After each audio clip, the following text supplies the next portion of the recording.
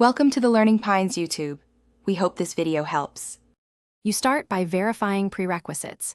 Make sure Vscode is up to date and the Git and GitHub extensions are visible.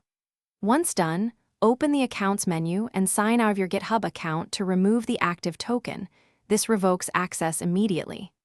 Next, disable or uninstall the GitHub-specific extensions, for example, GitHub pull requests and issues, because they persist credentials. Make sure to close any repositories that will be unlinked, so you avoid file locks or uncommitted changes.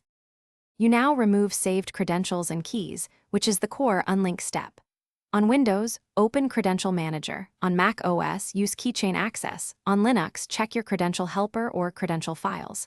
Locate entries for Git, GitHub, or Vscode and delete them so no token remains. If you used SSH, remove or rename the SSH key files in ~. SSH and unload keys from SSH agent. Once removed, restart Vscode to ensure it starts without cached authentication.